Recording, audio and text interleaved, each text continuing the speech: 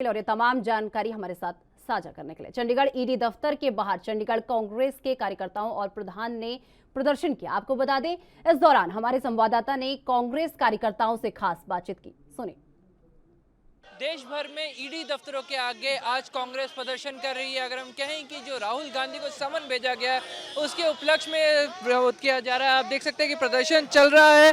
हम अभी खड़े हैं चंडीगढ़ ईडी दफ्तर के नजदीक और आप देख सकते हैं चंडीगढ़ कांग्रेस की तरफ पे यहाँ पे प्रदर्शन किया जा रहा है। तो वहीं हरियाणा कांग्रेस भी इसी तरफ मार्च करती हुई कुछ देर में शुरू कर दी नजर आ रही है। वहीं पंजाब कांग्रेस के सभी कार्यकर्ता जलंधर में आज प्रदर्शन करते हुए नजर आइए। हम यहाँ पे मौजूद चंडीगढ़ कांग्रेस के प्रधान एच.एस. लक्की से बात करते हैं, उनसे जानते हैं कि आज क्या चल रहा है। लक्की साहब, आज का प्रदर्शन क्या है, बताइए कि आज पहले तो शुरू क्या हुआ और मसला क्या रखे हम इसे। जो आज का हमारा प्रदर्शन है वो इन्फोर्समेंट डायरेक्ट के खिलाफ है। जो राहुल गांधी और सोनिया गांधी जी को समन किया गया है एक फॉल्स केस के अंदर, एक झूठा नैरेटिव बिल्ड करने की कोशिश की जा रही है। नेशनल हेराल्ड जैसा अखबार जो कि एक राष्ट्रीय धरोहर है, जिसे प्रोटेक्ट करने के लिए कांग्रेस पार्टी ने फंड्स दिए और जिसको चाहते थे कि उस अखबार को चलाया जाए, आज उसका झूठा केस बनाया जा रहा है। आज ये लोगों के मुद्दे भटकाने की कोशिश कर रहे हैं। देश के अंदर बहुत से ज्वलंत मुद्दे हैं, जैसे बेरोजगारी का मुद्दा है, जैसे महंगाई का मुद्दा है। ऐसे बहुत से मुद्दे हैं जिनसे ये ध्यान डाइवर्ट करने की कोशिश कर रहे हैं। कभी हिंदू मुसलमान का डाइवर्ट चला देते हैं, कभी ये ईडी का कर देते हैं। आप मुझे बताइए, क्या भाजपा के अंदर कोई ऐसा नेता नहीं है पिछले 8 साल में एक भी रेड बीजेपी के किसी लीडर पर हुई है?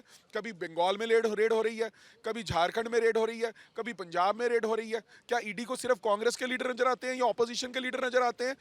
मतलब सीधे तौर पे वेंडेटा पॉलिटिक्स यहाँ देखने को मिल रही है, जो सरकारी तंत्र का मिसयूज सीधे तौर पे आप कह रहे हैं। ये ब्लेटेंट मिसयूज ऑफ पावर ये मोदी सरकार कर रही है। और मैं उन अफसरों को भी कहना चाहता हूं जो इनके हाथ की कठपुतली बने हैं कि 8 वर्ष बीत चुके हैं, 2 वर्ष रह गए हैं, लोग इनसे तंग हैं, लोगों ने इनको उतार देना है। आपकी जवाबदेही तय हो गई जब आप झूठे केस बनाते हो। सारा 8 साल से जमाई राजा जमाई राजा जमाई राजा करते रहे। क्या निकला जमाई राजा के खिलाफ? क्या निकला? रॉबर्ट वाड्रा जी के खिलाफ बार बार एक व्यक्ति को टारगेट करना, एक परिवार को टारगेट करना, सिर्फ इस वजह से क्योंकि आप सत्ता में बना रहना चाहते हैं। मगर लोग अब आपकी बात को समझ गए हैं, लोग आपकी बातों में आने वाले नहीं हैं। और आज कांग्रेस का सारे जितने वर्कर हैं, ये हम कोई शो ऑफ स्ट्रेंथ के लिए नहीं आए हैं। हम अपने दिल से यहाँ पर खड़े हुए हैं सॉलिडारिटी एक्सप्रेस करने के लिए उस गांधी परिवार के साथ जिन्होंने देश के अंदर हर कुरीति के खिलाफ, हर उस चीज़ के खिलाफ आवाज़ उठाई है जो गलत हो रही है। और इस परिवार का इस देश की आज़ादी में भी योगदान है। कितना कुर्बानी इस परिवार की रही है। आज आप उनको तंग करने की कोशिश कर रहे हो, आप आज उनको बुलाकर जानबूझ के मुकदमों में वहाँ पे कर रहे हो ताकि उनका हौसला टूट जाए। मगर ये मैं बता दूँ, हौसला टूटने वाला नहीं है। लगी जी, सीधे तौर पे और बीजेपी ये कह रही है कि अगर बिल्कुल साफ इमेज है, अगर कोई इशू नहीं है, कोई प्रॉब्लम नहीं है, तो फिर समन पे जाने में क्या दिक्कत है कि अगर आप बिल्कुल गए। राहुल जी गए हैं वहाँ पर? प्रदर्शन, फिर प्रदर्शन क्यों? प्रदर्शन नहीं है। आप हमारे लीडर को बुलाते हैं, जिस लीडर के पीछे करोड़ों लोग खड़े हैं, तो क्या उस लीडर को कहेंगे भी जाओ, आप अकेले जाओ, गाड़ी में बैठ के वहाँ पे बात इनकी सुन के आ जाओ? इनको बता दें कि हमारी जो कांग्रेस है बहुत मजबूत है, हमारा वर्कर मजबूत है। हम खड़ा है साथ राहुल गांधी के, खड़ा है साथ सोनिया गांधी के। हम भी राहुल गांधी हैं। हम ये, अगर किसी के साथ जाति हो रही हो, गीता में लिखा है कि जुल्म सहने से, जुल्म को जो देखता है ना कि जुल्म हो रहा है, वो ज़्यादा बड़ा पापी होता है। अगर आज जुल्म हो रहा है, अगर कांग्रेस वाले अपने घरों में बैठे रहेंगे तो हम ज़्यादा बड़े पापी होंगे। आज हम अपने लीडर के साथ खड़े हैं, उनकी सच्चाई के साथ खड़े हैं, उनकी ईमानदारी के साथ खड़े हैं, उनके संघर्ष के साथ खड़े हैं। लगी जी, मेरा आखिरी सवाल यही रहने वाला है कि ये धरना कितनी देर तक चलने वाला है? जब तक पूछताछ चलेगी, जब तक समन चलेगा, तब तक हम बैठे या हैं, आगे? हम बैठे हैं यहाँ पर। कांग्रेस के लीडर क्या इतना भी नहीं कर सकते अपने लीडर के लिए? क्या साथी वर्कर हमारे इतना नहीं कर सकते? बैठे हैं, करने दीजिए, जो करते हैं उनको वहाँ कर लें, कुछ करना। हमारे साथ चंडीगढ़ कांग्रेस के प्रधान एच.एस. लकी, जैसा आप सब देख सकते हैं कि लगातार उनकी तरफ से प्रदर्शन किए जा रहे हैं। कॉल की गई है कि पूरे भारत में जहां जहां पर अभी भी हम कह सकते हैं कि पंजाब कांग्रेस या फिर हम कहें चंडीगढ़ कांग्रेस, जहां पर भी कांग्रेस का इन्फ्लुएंस है, वहां पर ईडी दफ्तर के आगे प्रदर्शन किया गया। बड़ी संख्या में यहाँ पे लोग पहुंच रहे हैं और किसी ना किसी तरीके से अपना समर्थन दे रहे हैं। तो हम देख सकते हैं कि चंडीगढ़ कांग्रेस भी आज ईडी दफ्तर के बाहर पहुंची और यहाँ पे लगातार तब तक उनकी तरफ से प्रदर्शन चलता रहेगा जब तक उनका कहना है कि राहुल गांधी बाहर नहीं आते हैं। और भी यहाँ पे लोग हैं, पूरा मसला जानते हैं कि यहाँ पे कि पूरा मसला है क्या? राजीव जी, आप थोड़ा मसले के बारे में बता रहे थे, मसला है क्या जिसके लिए समन हुआ है? देखिए, ये नेशनल हेरल्ड केस है जो हमारी आज़ादी की लड़ाई जिसने बहुत भारी योगदान पाया है, और हम आज़ाद हैं तो नेशनल हेरल्ड की वजह उसमें बहुत भारी रही है। उसको बदनाम करने के लिए, उसको बंद कराने के लिए और हमारी आज़ादी की लड़ाई को नीचा दिखाने के लिए ये केस राहुल जी पे बनाया गया है।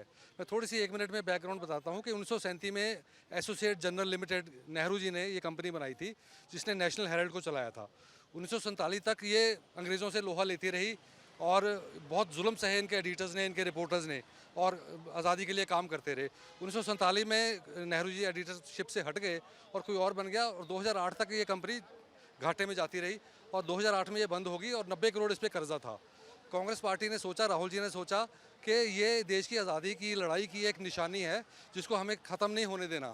तो उन्होंने कांग्रेस पार्टी से 90 करोड़ का कर्जा लेके एक अलग से कंपनी बना के यंग इंडिया, और इसका कर्जा उतार दिया।